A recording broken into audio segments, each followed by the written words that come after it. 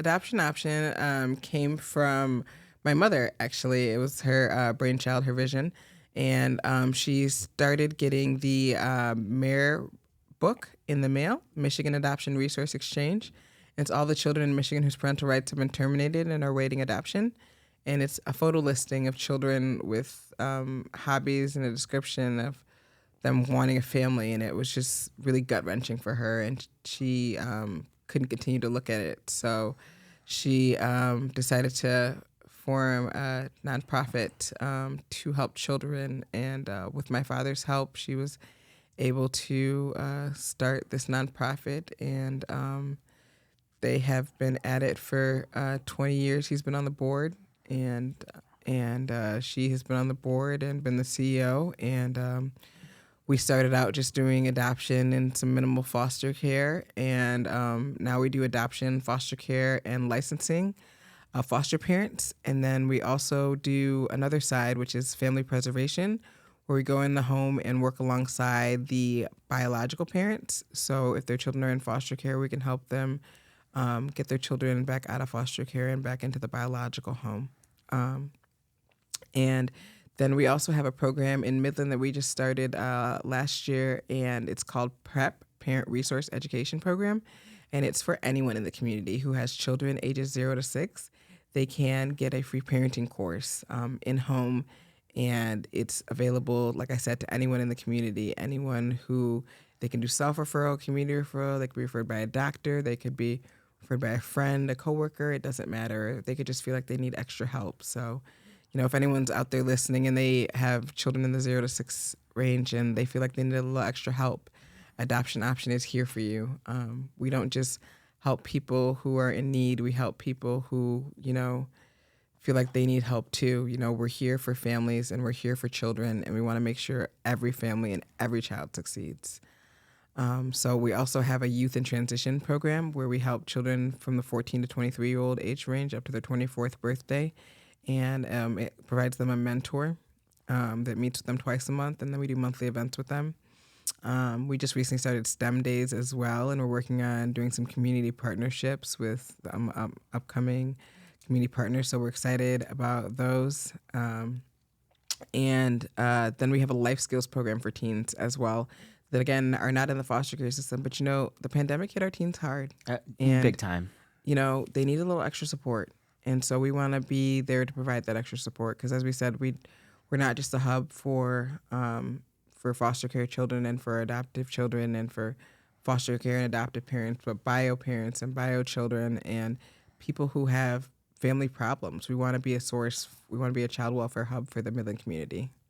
So. You guys are doing a lot, and it just shows what can happen with steady growth and commitment to a cause. And I'm sure it's tough work, and I'm sure every day has its own challenges, but some days have their own celebrations as well. So yeah. I know yesterday even you were at out taking pictures at a very special event. Can you tell me a little bit more about that? Yeah, so I was at a finalization hearing yesterday, and that's how I started out at Adoption Option, actually, was taking pictures of finalization hearings. And a finalization hearing is the last hearing in a child's life when the judge signs the paperwork saying you are officially this person's child. So, Kevin, congratulations, it's a boy. And whether this boy is 10, 15, 3, 2, 18, it doesn't matter. This boy is finally yours. And the reason that we went and take pictures is because it's a state of Michigan law that foster children aren't allowed to have their picture taken. And it sounds very sad, and it is very sad, but it's also for the protection of the children. Safety concerns there. We have to be first primarily concerned with our children. And with the advent of cell phones, it's gotten better. Kids have their ability to take their own pictures and capture their own lives and things like that. But when I started 20 years ago. 5 or 6 years ago, I mean, there's no way, right? There's no way it's been 20. There's no way. When I started 20 years ago, there was that law was still in effect and is still in effect today. And you could not, you couldn't have a lot of pictures. And so us taking pictures at the finalization hearing was like a baby book for the kids. No matter the age, it was like a baby book that like today is the first day that we're all a family, and it's legal and it's binding and it's forever, and we're here, and here's a memory of it.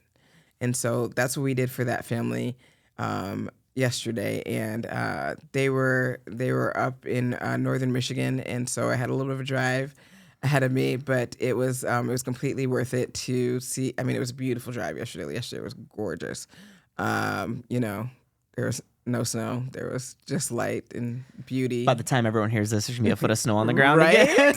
Right? We're in fake spring. We're in fake spring. But anyways, so I went up there and I took pictures, and the judges, people always think of judges as very serious and hard-nosed people. And don't get me wrong, judges are very serious, and it's a very serious thing to be a judge. But this is the one time where you see judges just crack like an egg. They deal with so much hard stuff, and they deal with so much ugliness, and especially in the family courtrooms, there's just so much heartache and heartbreak. And so this is a day of just complete joy, and it's like they can't even hold it inside. Their faces light up, they smile, they're excited. They're joking with the kids, they're smiling at them, they're giving them stuffed animals. The couple, one judge or two has a treasure chest in the back of their thing, which I'm sure, for what, but like it's literally for adoption day, like they have the kids come up behind them and they open the treasure chest, and then there's tons of stuffed animals and stuff like that. So like, that's the way that I picture the judge, because like it's, everybody has joy inside, and people don't get to show that joy often. But on these days, the judges just are filled with so much joy and so much hope that all of the bad things they had to do were not in vain, because the child's here now. The child's got a loving celebration. Home. The child's got a forever family. So that's what we celebrated yesterday, a forever family. And those are the days that you find that reward, and you can kind of go home at the end of the day and live in that and remember that. An adoption option is doing so much work compared to 20 years ago when this is just an idea, right? And 21 years ago, sorry, right. When this is just an idea, right? So what's next for adoption option? Like, what do you guys have on the calendar, and what does the rest of 2025 look like for you? Yeah, so we have Give Local Midland coming up, and since Give Local Midland's coming up, pickleball's coming up. Yeah, so we have a pickleball tournament that we use to do a little pre-fundraising for Give Local Midland. And we get to tell a whole bunch of people who play pickleball about adoption option. We get to tell a whole bunch of people who play pickleball about Give Local Midland, about the 70 other nonprofits they could possibly support. I don't know what the number is, but I mean that it was around there 20 years ago. No, this is going to be, I think, our 7th Give Local Midland, 7th or 8th. Yeah. Maybe even more than that. But since its inception, Give Local tops out at around 70 nonprofits each year. Yeah. And for folks out there that don't know what Give Local Midland is, Give Local Midland is a 24-hour fundraising day for nonprofits that hold endowment funds at the Midland Area Community Foundation. So if folks are unaware of what an endowment fund is, an endowment fund is those funds that really grow over time and allow long-term sustainability for local nonprofits. So nonprofits a lot of times are raising money for operational costs, which is very, very, very important, and our nonprofits need us more than ever. And there's a lot of great work in that space, but it's the one day a year where nonprofits can really invest in their future and that long-term sustainability, because the way those funds are set up, you can only utilize those funds so much a percentage each year. So it keeps growing and growing and growing. And for us at the Midland Area Community Foundation, it's just a great way to keep growing those funds for our local nonprofits.